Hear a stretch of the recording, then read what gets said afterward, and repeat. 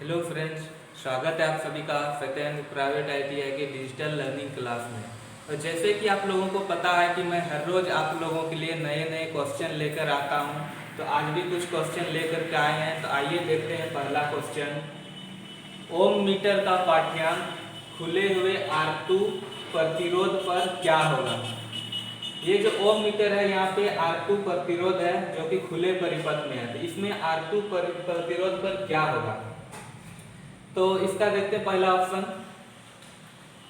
शून्य पाठ्यांक पर संकेत, दूसरा अनंत पाठ्यांक पर संकेत, तीसरा परिपथ का कुल प्रतिरोध मान, और चौथा R1 और R3 प्रतिरोधों के योग का मान।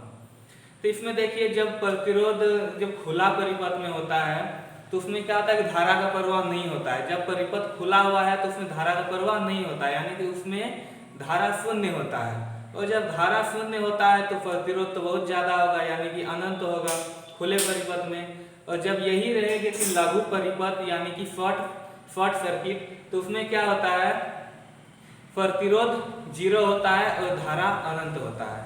तो ये खुले परिपथ में क्या होगा, R2 अनंत पाठ्यांक पर संकेत करेगा, यानी कि जो प्रतिरोध है वो अनंत होगा। तो इसका राइट आंसर क्या आ जाएगा, ऑप्शन नंबर बी।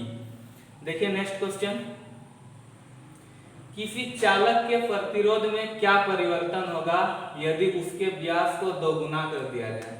यानी कि कोई चालक है, मान लीजिए, उसका व्यास यानी कि अनुप्रस्थ काट का जो क्षेत्रफल होता है उनको दोगुना कर देंगे तो उसके प्रतिरोध में क्या परिवर्तन होगा।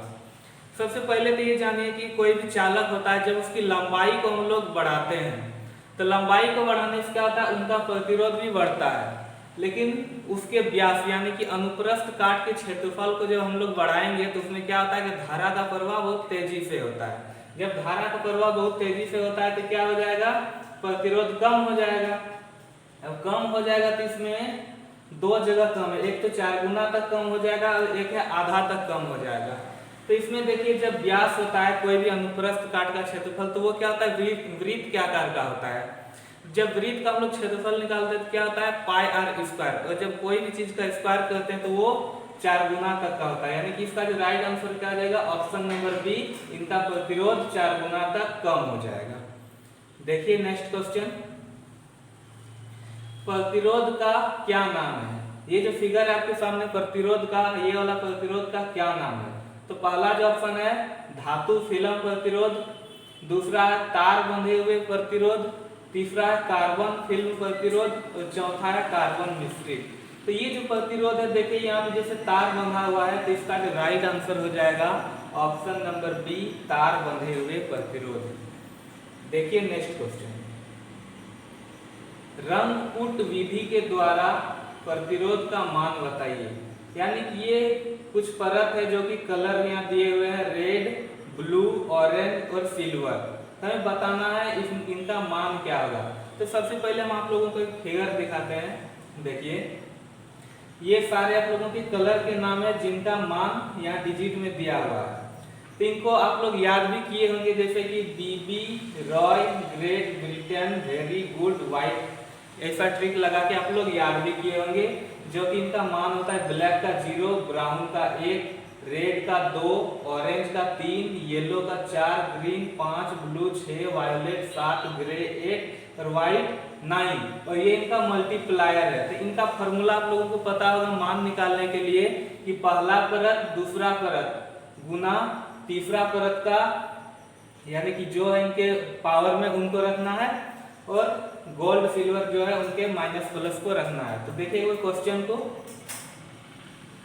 क्वेश्चन क्या है, इसका पहला परत देखिए यहाँ पे रेड है। तो रेड का हम लोग मान क्या देखे थे, रेड जिसकी मान था देखिए 2, तो यहाँ पे ऑप्शन में 2 आपको दिख रहा है, 2 जगह पे, एक यहाँ पे एक यहाँ पे। अब दूसरा परत देखिए जो कि ब्लू, ब्लू का मान क्या था, तो ब्लू का जो मान था वो था 6। तो यहाँ पे एक ही ऑप्शन पे यहाँ 6 दिख रहा है, यानी कि ये तो आपका ऑप्शन सही हो ही जाएगा। उनके बाद भी हम लोग देख लेते हैं जो तीसरा परत है, यहाँ गया ऑरेंज पे। तो ऑरेंज का जो देखे थे हम लोग तीसरे मान पे था, इसलिए हम लोग इनको लिखेंगे 10 पे पावर 3।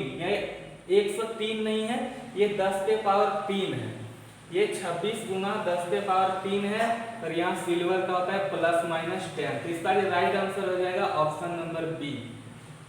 देखिए नेक्स्ट क्वेश्चन, ओम मीटर को आरेखीय क्रम में क्यों समंजित किया जा सकता है? देखिए इनका पहला ऑप्शन, वोल्टेज प्रतिरोध के समानुपाती है, धारा प्रतिरोध के व्युत्क्रमानुपाती है, तीसरा प्रतिरोध धारा के वर्ग के व्युत्क्रमानुपाती है, और चौथा वोल्टेज धारा के वर्ग के समानुपाती है। ये चीज जो कि आप लोग देख रहे हैं, ये ए, सी और डी, ये तीनों के तीनों गलत है। जो कि सही क्या है, धारा जो है प्रतिरोध के व्युत्क्रमानुपाती है। यानी कि जब धारा को हम लोग बढ़ाएंगे तो प्रतिरोध क्या होगा, कम होगा, और जब प्रतिरोध बढ़ेगा क्या होगा, धारा कम होगा। इसका जो राइट आंसर हो जाएगा वो हो जाएगा ऑप्शन नंबर बी।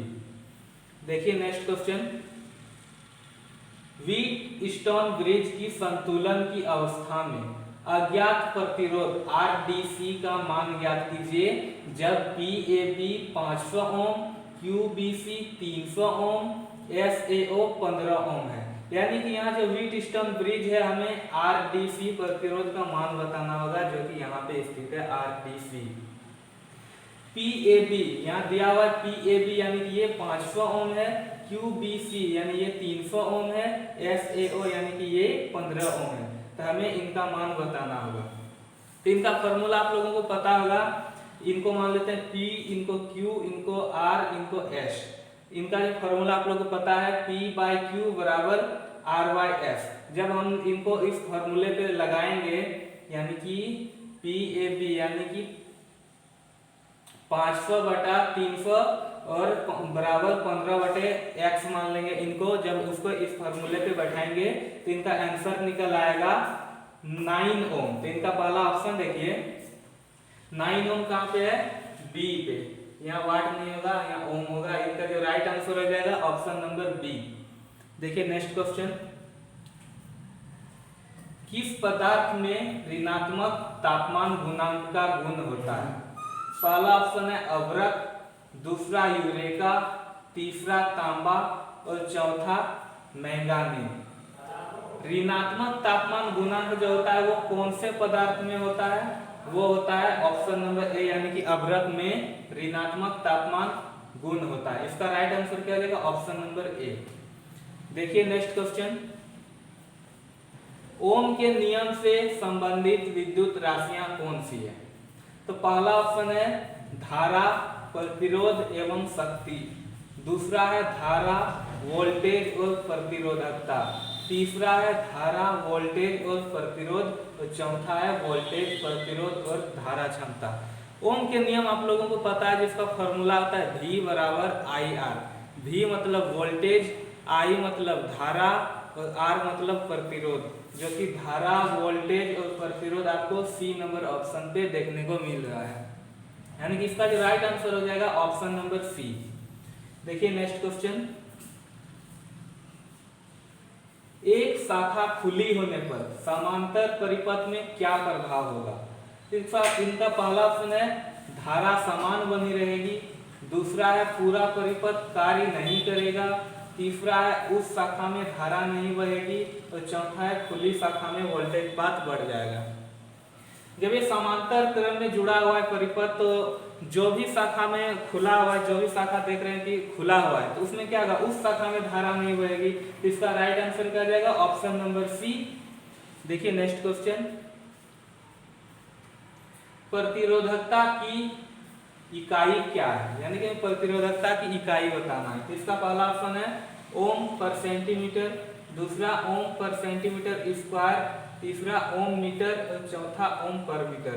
तो प्रतिरोधकता की जो इकाई होता है ओम मीटर। इनका राइट आंसर हो जाएगा ऑप्शन नंबर सी। देखिए नेक्स्ट क्वेश्चन,